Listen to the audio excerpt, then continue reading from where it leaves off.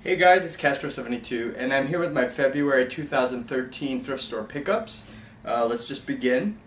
I had a Best Buy that's over by my house and it was closing, so I went over to check out the games they had and I picked up one Wii game which was, I guess, 50% off, or a little more than 50% off, I guess. I forgot what exact the percentage was, but I got this game for $7.99.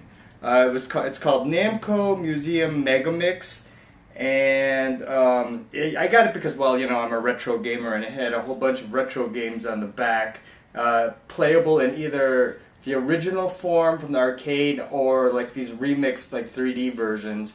And the funny thing is about Namco Museum Megamix, it's actually an update to a game I already had for the Wii called Namco Museum Remix, which had some of the arcade games in its original form and some of the 3D remixes, but I guess on the newer one, on Megamix, they just decided to add a couple more old school games, so actually 10 more, I guess, and I don't know, I decided to get it. It was cheap, $7.99. I also got something from the Brown Elephant. I found an old PlayStation game called Theme Park.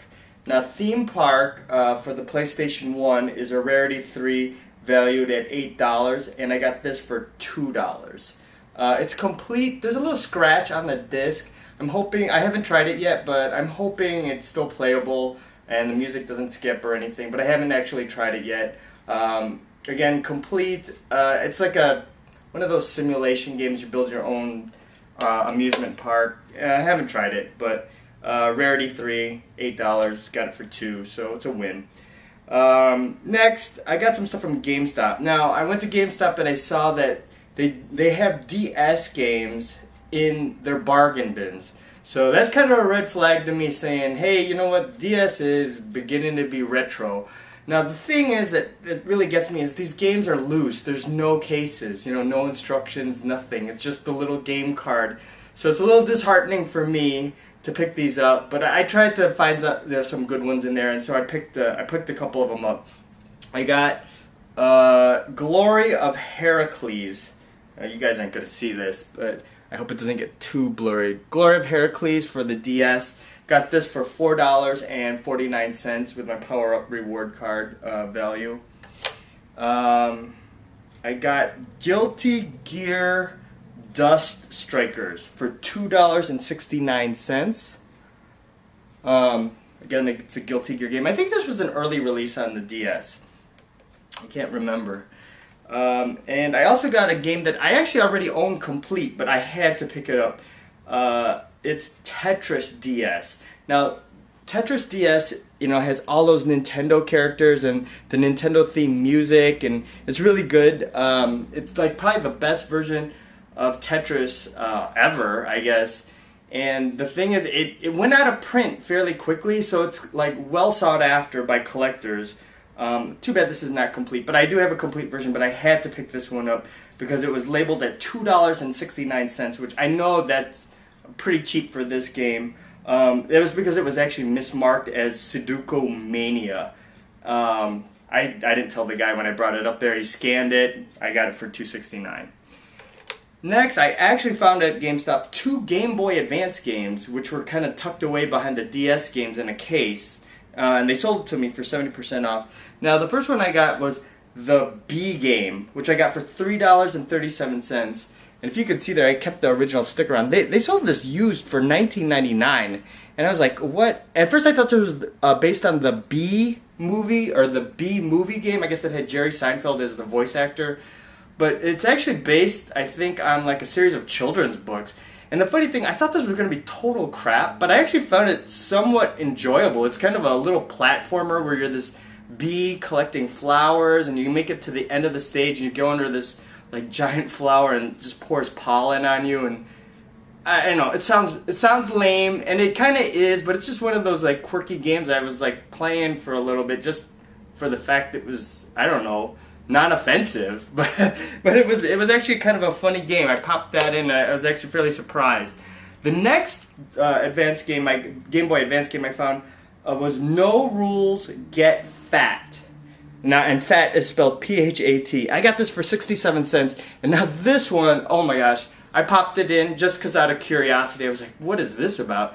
And I don't know, it has kind of like this urban, I don't know, hip-hop culture kind of theme to it. When it's a platformer, you're this little kid with this like whacked out hair on a skateboard, and you're mouthing off to your mom in the beginning about not wanting to go to school, and then you have to go fight aliens, and you're like grinding on your skateboard, and in the background they have this like kind of, I don't know, music that sounds like record scratching, like wiki wiki woo, wiki woo, wiki woo, wiki wiki woo. And I was just like, I can't believe this is total bullshit, and I'm playing it. And so I was playing this for totally different reasons, just because I was in just utter amazement and awe about how craptacular it was. But if you ever find this on the cheap, like I got it for 67 cents, definitely get No Rules Get Fat. P-H-A-T. Next, I went to the Unique Thrift Store, and I found Tony Hawk's Pro Skater 3 for the Game Boy Color, Rarity 2, valued at $3. And I got it for $1.99. I looked in the Digital Press Buyer's Guide, and it seems like Tony Hawk Pro Skater 1 and 2 was programmed by Natsumi, and I was like, wow. And it seems like number 3 was programmed by some Western developer, which I haven't tried the game, but I hope it's at least decent. Then next, I also found at the Unique Thrift Store Sonic Spinball. Now, Sonic Spinball is a Rarity 2, valued at $4. I got it for $1.49. It's for the Sega Genesis. I didn't have it, so I picked it up. Next, I found Mike Ditka's Power Football for the Sega Genesis, Rarity 1, valued at $1. I paid $1.49, so I got a little ripped off. And like, as you can see, the label's kind of fraying. I only got this for nostalgic reasons. My friend Lewis bought this years and years ago when Genesis was new, and he thought it was going to be better than John Madden Football, and he played it and it sucked, and he returned it the same day. But anyway, I just had to get it just because of that. And I had never seen it in the wild before. Next, I found Pac-Man 2, The New Adventures for the Super Nintendo, Rarity 2, valued at $10. I got it for $2.49. That was a good find. And last but not least, at the Unique Thrift Store, I found Mario Kart Double Dash. It was complete for $2.99. And discs were in great condition. Both of them were there. The instruction book was there.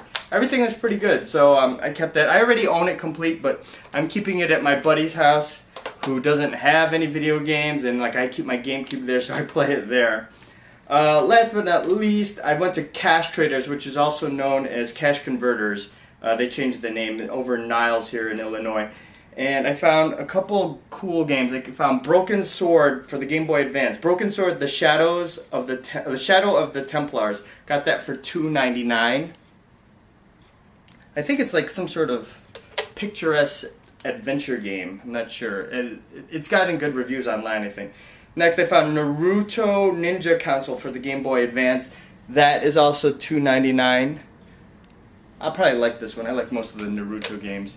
Then I found a Game Boy Color game called Roadsters. Now, this one was a Rarity 4. So somewhat rare, I guess. I don't know. Valued at $3. I got it for exactly $2.99, so right under the penny. Right there, Roadsters. It's a Titus game. And the last two games were N64 games. WCW Backstage Assault, a Rarity 3, valued at $6. I got it for $2.99. Wrestling game, blue cartridge. And this game, which I've been looking for years, literally years, Mace, The Dark Age. Rarity 4, valued at $8. I got it for $2.99. Now, a little story about this. Years and years ago, when the N64 was new, I actually bought this brand new because I saw the arcade game, and it was like, wow, it just blew me out of the water because of the graphics. And when I got this game back in the day, I was disappointed because it didn't exactly look like the arcade game. You know, I wanted it to look a lot better, and it didn't. So I returned it.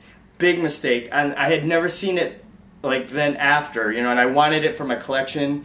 And now I found it. It took like literally years, maybe like 8 to 10 years to find this game, and I'm glad I found it at a good price.